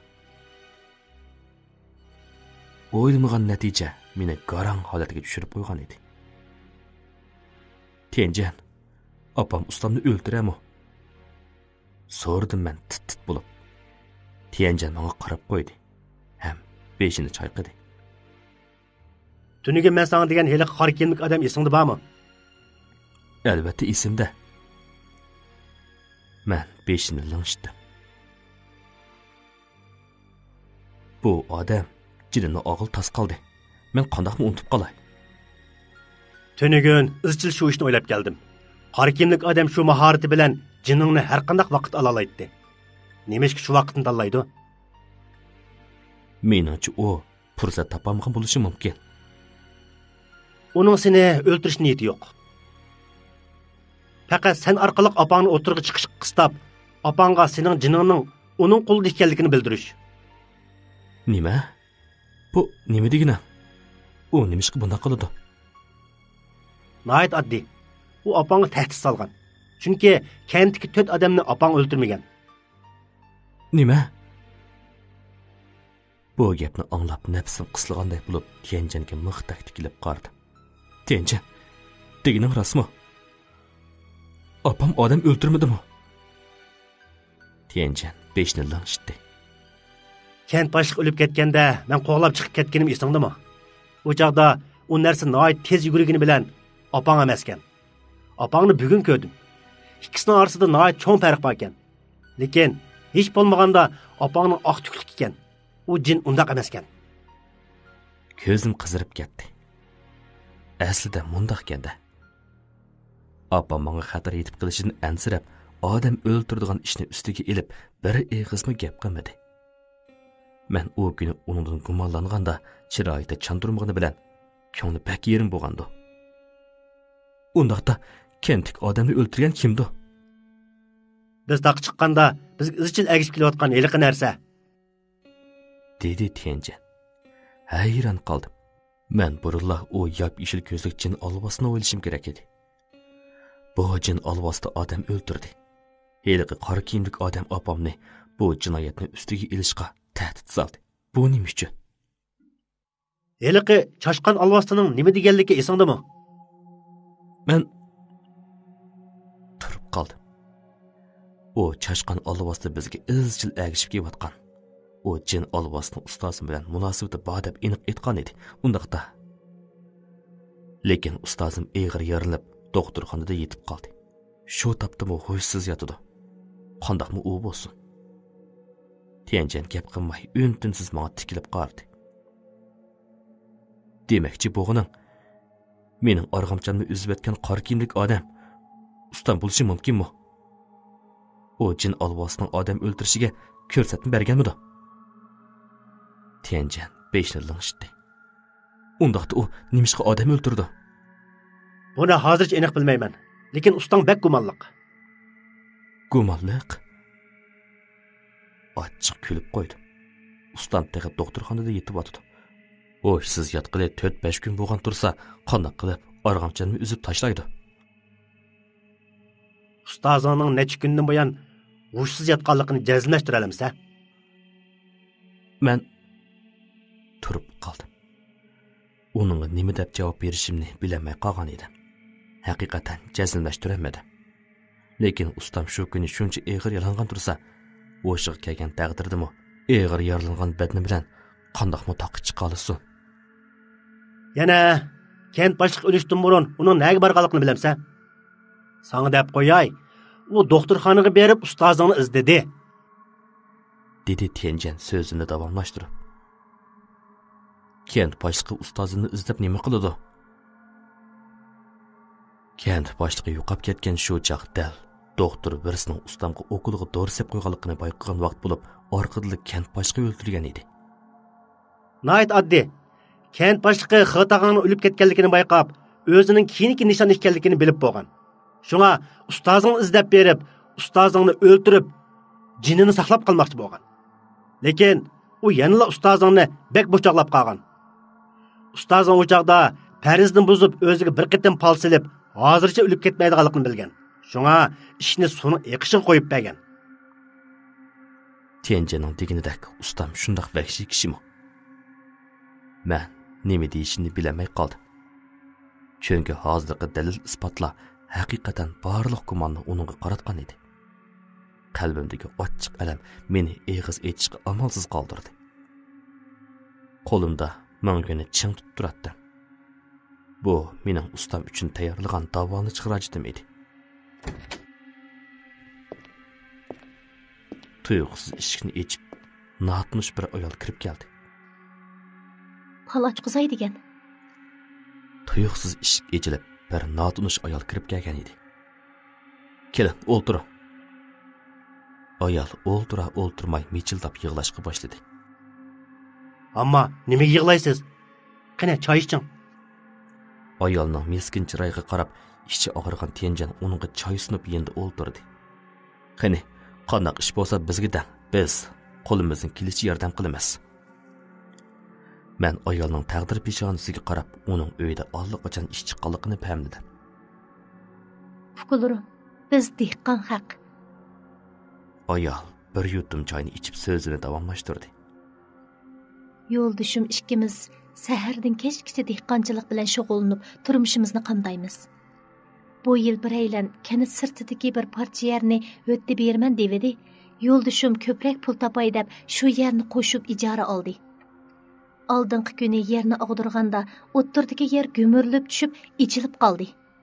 Qarasak qadimiy qabr ko'rinib qoldi. Men uningga bunda qadimiy qabrlarga chiqilsa qonunsizlik, shunga daduyga xabar qilayli desam, u ochko'zlik qilib, avval men qarab baqay, ichidagi cho'nglarga tegmayman, oltin tanga degandeklar bo'lsa olay deb tushib ketib, bir chog'da bir bilezikni ko'tarib chiqibdi. Ondan u yerni hech kim bilmagidek ko'mib tindirib atdiq. Kim bilsin, ertasi kechadan boshlab yo'ldoshim shu yerga berib, tong otgacha tizilib o'tirdigan bo'lib oldi. Ya yemaydi, ya içmeydi, sebebini bilinmey oldinlarga kelishim. Bizga yordam qilgan bo'lsanglar. Bilezikingizda bormi? Mana, ağaç keldim. Ayol qizil yog'liqqa o'ralgan yeshil bilezikni menga sundi. Bilezik xo'dan qoshdeshidek nafis bo'lmasa-mu, har holda uzun yillarning yordamida qiladi. Tianjan qo'limdagi bilezikni ilib qarab etgandan keyin ayolga qaradi. Yo'ldoshingiz qabrigisining eng amroq xotira buyumini ilib olgan. Ochiqlangan ayoljin uni har kuni qabris oldiga boshlab gunohiga tova qildirgan.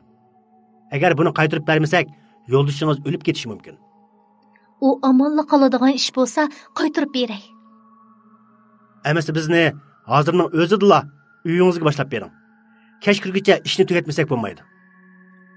Ayolning uyi kentning yana bir beshida bo'lib, kentning xeyli cheti hisoblanadi. Etrafı edirliq edi. Ayol bizni kanliq bir uyga boshlab kirdi. Kanda ayolning yo'ldoshi bo'lsa kerak, bir töp-düz o'ngsiga qarab yotadi. Ikki ko'zi ching yumilgan, bir qo'li yotqanning sirtida edi. Qo'li to'g'uning tirnog'iga o'xshash egilib turadi. Tirnoqlari yotqanning ichiga kirib, butun badandagi muskullar tortishib ketgan edi. Turqi odamni cho'chitdi. Şovdiyan, uni ching besib ol. Lekin bizni ko'rib nihoyatda chaqqonlik bilan o'rnidan turib, kanning bulung'iga neqtaldi. Ammo siz chiqib ishni ching taqang. Mayli qandaq ovoz anglang, ishni hargiz ochmang. Ma'qul. Senlar nima odam? Biz sening do'sting. Do'stim? Mening azaldan do'stim yo'q. Yo'qolish. Sen bu kishini tinidan chiqib ketsang, bizmi ketishni o'ylash baqsaq bo'ladi. Bir dilla qaqaqlab kuldi. Uning kulgisi dastlabda aranji chiqqan bo'lsa, amdilikda xirilgan holda ayolcha chiqib o'tadi. Men shundaq buyruq bermanki, darrov erning ichidan chiqib ket. Sening menga buyruq berishga hadding emas. Shundaq deginicha qo'lini qattiq egib, bo'ynini siqishga boshladi. Kuchlik zarbidan erning ko'zi chakchiyib, yedila ko'z chanoqidan chiqib ketadigandak pol tiyib chiqib ketgan edi. Qo'rqqanimdan fut qo'limda mag'dur muqammadi. Erning teniki jin yedila sakrab chiqib, mening tenimga chalishtirgandek qo'lim bilan gavdanimni ching o'rib bilib, kaynimga tojidi. Qaraganda sen la'natkar olvostina muhabbat sharobini ichmay, jazo sharobini ichkisi bor ekan-da. G'azablangan Tianjan bo'g'chisidan bir necha seri qog'ozga yozilgan apsini chiqarib, erga qartib otdi. Bu qog'ozlar erni org'i ilib, chambarsimon shakl hosil qilib, quyundak periqirashga boshladi. O'ttirda qapsilib qolgan echinishlik cherqirab, u chambarakni qechib qutulishga urinatdi. Qochiman demsa, seningdek sargardan jillarni ujuqtirish men uchun nihoyat oddiy. Tianjan shundoq degunicha shaptul yog'chidan yasalgan shamsharni chiqarib, uchini qo'li bilan serib, nimalantir deb apsini o'qigandan keyin erning yuragini chanlab otdi. Lovuldab yonayotgan shamshar Erning yurgiga tegishi bilan badanidan qop-qor is chiqib, pulanglab yerga yiqildi. Shamshar qora isni tamg'i niqtab, sanjib, tirajab turib oldi. Qandoq qilay deysa? Shu topda azab muakkilini chaqirib seni menga to'ralmas qilamdiq yoki gunoying tunamsa? Aka, gunoyimni kechiring. Xatolashdim. U mening hayot vaqtimdagi xizmatimni tatib olganlik uchun jazolay degan o'ltirish niyatim yo'q. Uning narsani ilib olgani xatolik. Jazo yetarlik bo'ldi. Biz bu narsani joyiga qo'yib qo'yaylik. Sen bu makoningga qayt. Xo'p aka. Bu oilaga ikkinchi chiqilma. Biz endi ayolning etizligiga berib, belayzukning joyiga ko'mib, bir taraf qilgandan keyin do'konga qaytib keldik. İşlar her halda o'ylaganimizdan oson ham tez besiqdi. Cho'ng tipdagi vahimalik ovozliq asar O'lim poli. 1-kitob. 15-qism. Biz endi ayolning etizligiga berib, belayzukning joyiga ko'mib, bir taraf qilgandan keyin do'konga qaytib keldik. İşlar her halda o'ylaganimizdan oson ham tez besiqdi. Bu chaqda vaqt xeyli bir yerga berib qolgan bo'lib, qalamda yanıla ustoz haqidagi xiyollar edi. Tuyuqsiz kelgan telefon xiyollarimni uzib etdi. Erinchaklik bilan telefonni oldi. Telefon ustozimga mas'ul doktordan kelgan edi. Nima dedingiz? Ustam yo'qolib ketdimi? Izlab boqdinglarmi? Yo'q. Bu taraf kamidi. Ma'qul. Men hozir boray. Ustozing yo'qolib ketibdimi? Nega bardaqalikni hech kim aytmabdimi? Tez doktorxonaga berib boqayli. Dedi Tianjan menga. Do'konni taqab, ikkimiz kent peshiga qarab yugurdik. 1 soatdan keyin Tianjan bilan doktorxonaga berib, Udul ustoz yotgan kasalxonaga kirdik. Karavot darvaqa qo'p-quruq edi. Men quruq kasal karavotga qarab, ko'zim birla qizirib ketdi. Bu ishlarning doktorxona bilan aloqasi yo'q. Soqchiga ma'lum qilib, bir taraf qilinglar. Dedi bizni boshlab bergan mas'ul doktor. Ochiqimda heliqi doktorning yoqasiga esildi. 24 soat ustozimning holidan xabar olish uchun doktorxonaga pul to'lagan tursam, yana munosibatsiz deysan-ku. Tianjan kelib mo'ramga urib, o'zini besivlashga ishorat qildi. Ko'rsatish apparatini ko'rib baqsam bo'lamdi. Rost deysizlar, bu doktorxona bilan munosabatsiz. O'zimiz bir taraf qilsak bo'ldi. Rasmo. Soqchiga diloy ma'lum qilmaydiganligimizni bilgan doktor yenik tin oldi. Nimani degan bilan, bu doktorxonaning inovati bilan munosabatli bo'lib, navbati bu ish sirtqa tarab ketsa, ta'sir yaxshi bo'lmaydi. Ishkanglar saqlab turinglar. Doktor bizning javobimizni kutmayla chiqib ketdi va necha minutga yetmagan vaqtda doktorxonaning ma'qulligini ilib qaytib kelib, bizni doktorxonaning ko'z uyiga boshlab bordi. Tianjan uydagi omonlik saqlag'uvchilarning hammasini sirtqa chiqishga ishorat qilib, eshikni yopgandan keyin kameradan o'ziga kerakli ko'rinishni izlashga boshladi. Men ekranga tikilib qarab, bir og'izma gap qilmadim. Rostini esam, ustamning tuyuqsiz yo'qolib ketishi meni qanqiritib qo'ygan edi. U nimishqa tuyuqsiz yo'qolib ketdi? Acaba Tianjanning uni gumonlab qolganligini bilib qolganmidi? Shotya, buning qara. Tianjan ko'zitish ekranini ko'rsatdi. Ko'rinish bekitilgan bo'lib, bir odam yeni kent boshlig'i beshini töven silib, doktorxonadan chiqib o'tadi. Qaraganda u rostli doktorxonaga kelib, ustamni izlabdi. Demak, ustamga o'qil urgan dal kent boshlig'i ekan. Undaqda boyqi Tianjanning hukmi rostmidi? Barg'an sira jiddiylashib, beoram bo'lishga boshladi. Tianjan ko'zitish kamerasining vaqtini davomli keyniga surdi. Bu ko'rinishda ustam yotgan balnist koridori bor bo'lib, u yoqdan bu yoqqa o'tishib turgan odamlar xeyli ko'p edi. Ammo hech kim ustamning yotiqiga kirmadi. Ham hech kim kasalxonadan chiqmadi. Undaqda ustam nimishqa ko'rinmaydi. Voy! Tianjan tuyuqsiz boshqini varqirab tashladi.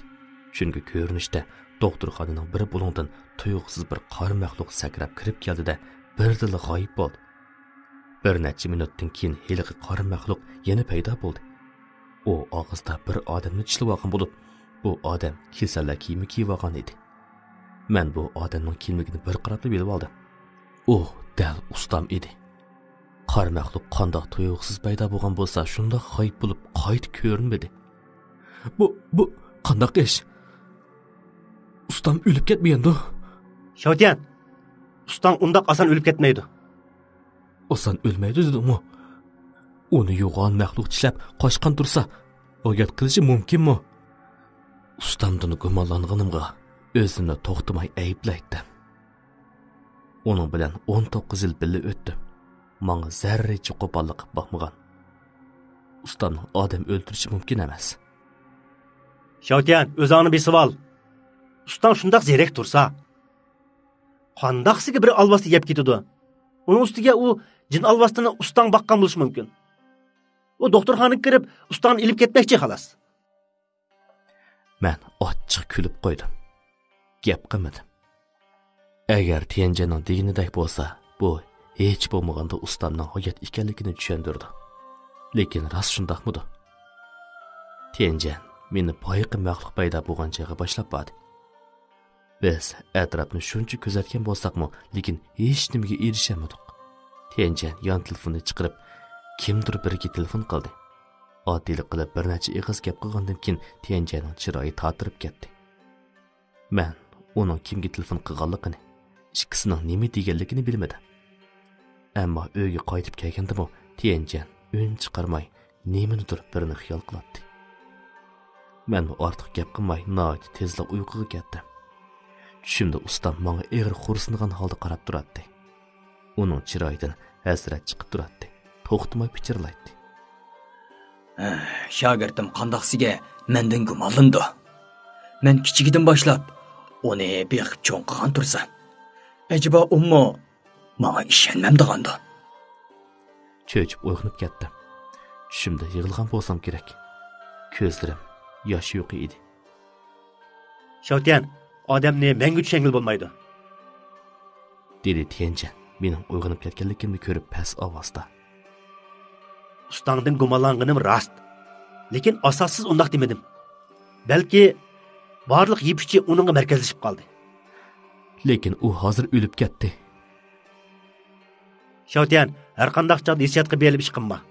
Chunki odamning hissiyoti ko'zni qaymoqtirdi. Kunlarning birida menmi sana yurkilanmaydigan ish qilib qo'ygan bo'lsam, menga rahim qilmasangmi bo'ladi. Tianjan so'zini davomlashtirib, Tianjanning nimishqa tuyuqsiz bundoq gap qilganligini bilmadi. Meningcha, u faqat menga tasalli bermoqchi. Men ortiq gap qilmay ko'zimni yumishimga tuyuqsiz ishik chekkan ovoz anglandi.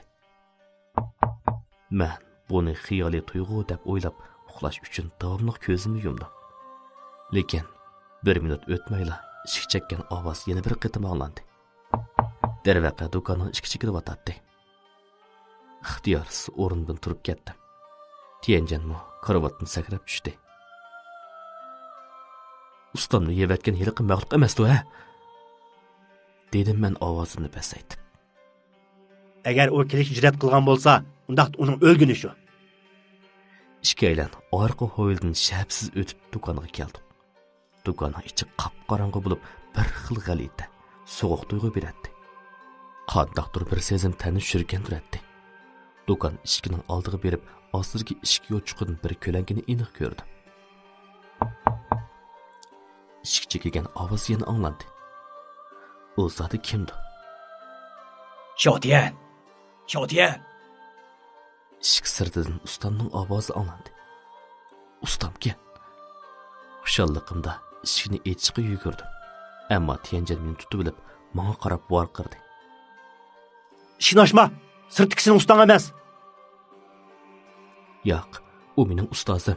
Bu ustamning ovozi. Ustam qaytib ketdi. U hayotgan. Men de ustamni o'lib ketmikin debdiman.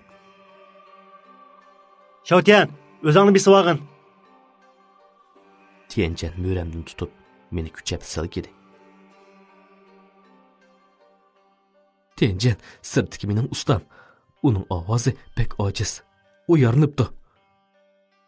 Men yolvurish bilan Tianjanga qaradim. Uning chiroyidan murakkablik chiqib turadi. Shavtian, men qaytib keldim. Tez ishni och. Men bek yerib ketdim. Sirtdagi ovoz shunchalik tonish ediki, yurakni ezatdi. Men Tianjanning yuramdan tutgan qo'ldan qutulib, necha qadam menib eshik oldiga keldim. Xiaotian, mening gapimga ishonsang, ishni ochmag'in. Eshikning qulupini bo'rg'an qo'lim to'xtab qoldi.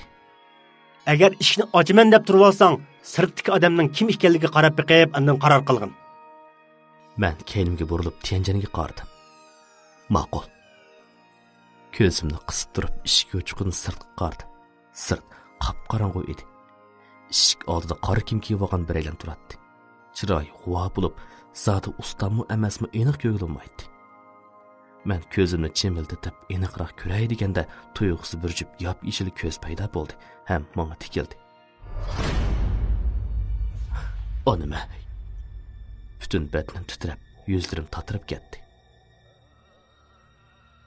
Vorqirgan ovoz bilan tang yerga yiqildim. Titrab turgan barmoqlarim bilan eshik sirtini ko'rsatib Tianjanga qaradim. Sen degandek u ustam emaskan, heliqi jin olvasdikan. Xotirjam bo'l. Sen do'kon saqlab tur. Men chiqib bu olvosni bir taraf qilay. Esingda bo'lsin, kim bo'lsa ishga ochmag'in. Hatto men ursammi? Tianjan bu gapni qilib bo'lgandan keyin so'mkasidan shaptul yog'ichidan yasalgan qilishni oldida etilib chiqib ketdi. Sirtda qattiq urishgan ovoz anglandi va barg'on siri yiroqlab atrof yana jimib ketdi. O'ltirgan o'rnimdan turib, ehtiyot bilan eshikning yo'chuqini sirtqa qaradim. Sirt yanada qorong'u edi, lekin hech kim ko'rinmaydi. Tianjanning amaliy kuchi kuchli, lekin u olvosdim yomon. Agar rostli urushib qolsa, yengilishmi, 5-5 o'lish bo'lishi mumkin. Tianjan meni qo'g'dash uchun chiqib ketgan. Uninga biror ish bo'lib qolsa, ota-onasi qanday javob berman? Men tamtirab turganda sirtda oyoq tevish anglab, yo'chuqdan yana bir soy ko'rindi. Ajaba hiliqi jinning hamroyimidi? Qo'rqinimdan nafas ilishga jur'at qilamdi. Ko'nglimda faqat uning yo'ldan o'tgan yo'lovchi bo'lib kelishini tildi. Ishkin chekkan ovoz yana bir qitim anglandi. Bu yana kimdi? Men tinishqimni petinamay eshikdan yana mo'ardim. Sirtda yana bir qitim tonish ovoz anglandi. Xiaotian, men ustam. Tez ishni och. Bu ovoz bu ustosining ovozi bilan o'pmi o'xshash edi. Boy agar Tianjan meni to'sib olgan bo'lsa, ishni echishim qila heliqi jin tirniqi bilan yuragimni sug'urib olgan bo'lardi. O'zimni besib olib, ehtiyot bilan ishga avoylab yiqilishib, ko'zimni qisib sirtqa qaradim. Sirt o'xshashli qop-qorong'u bo'lib, eshik oldida haqiqatan bir odamning soyasi turardi. Ojiz oy nurda men uning chiroyini ko'rdim. Sirtda haqiqatan ustam turardi. Lekin Tianjanning askartishi esimga kelib, eshikni oldirab ochmadim. Kollamda tez suratda doktorxonaning ko'ritish apparatiga sin ko'rinish paydo bo'ldi. Ko'rinishda ustamning nafasi to'xtab, badani sangilab qolgandek turardi. Ustam o'lib ketgan bo'lishi mumkin. Oyat bo'lsa, u olvosda qondog'isiga ustamni yerim kechirib qo'yib berdi. Lekin eshik sirtidagi ustam bilan o'pmi o'xshash bu kishi zodi kim? Bu men qaytib keldim. Eshik sirtidagi ovoz yana bir qitim anglandi.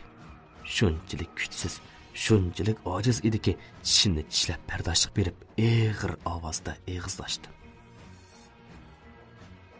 Tez menga. Siz mening ustozim emas. Ketdim.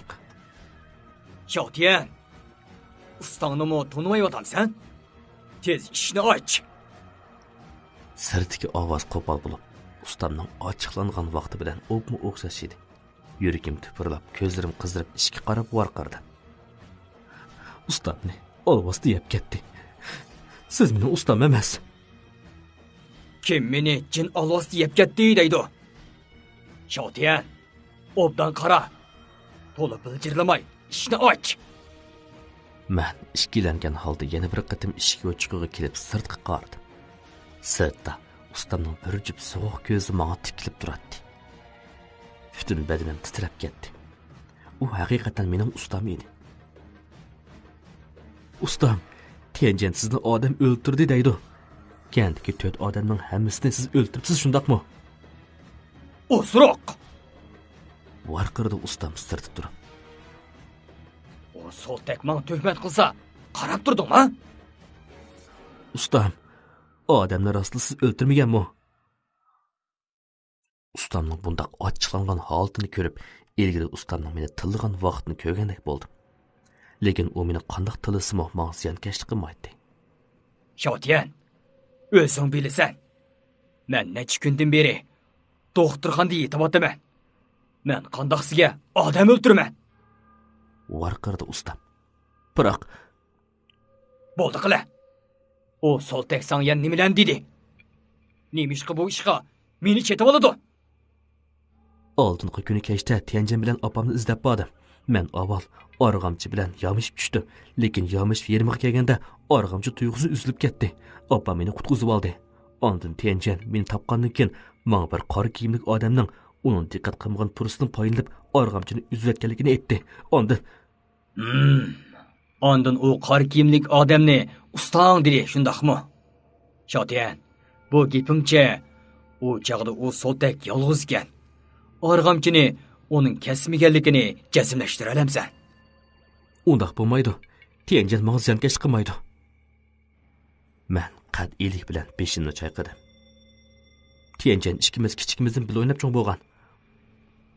Yaqin birodar Okif tursak, u qandaqmi? Menga ziyonkashlik qilsin. Undaq bo'lmaydi. Shotiya, sen bak oqko'ngil ekansan. Ammo odamning ko'ngli o'zgarib ketadi. Onun bu yerdan ketganiga 3 yil bo'ldi. Bu 3 yil bir odamni eski odamga aylantirishga tamamen yetadi. Onun yanla sen burun tanıydigan heliqi do'sting ekanligini jazmlashtira olamsan. Shundaq, men jazmlashtiraman. Qat'iy jazmlashtiraman. Onun boshqacha bo'lib qolganligini his qilmadingmi? Sana deysam, o balkim biroz seri ishlatgan bo'lishi mumkin. Undaq emas. Sen onun qarab baqdingmi? Onun bedinde nayt ig'ir ruh bor. Ya'ni u nurg'un odamni o'ldirgan. Dang ketib turib qoldim. Haqiqatan ba'zida men uning ko'zining qo'rqinchli sovuq ekanligini his qilaman. Bu xil sovuq hayot mamatning boshini kechirgan kishilarda mavjud bo'lgan bo'lib, kishiga qandoq turib bir vahimani his qildiradi. Yana sen uning 3 yil yo'qab, endi bo'lgan tuyuqsiz qaytib kelganligidan xalitlik his qilmadingmi? U meni odam o'ldirdi deb tuhmat qildi. Ammo umi gumonliqqa. Sen uning bilan boshdan oxir bildimi? Turib qoldi. To'g'ri.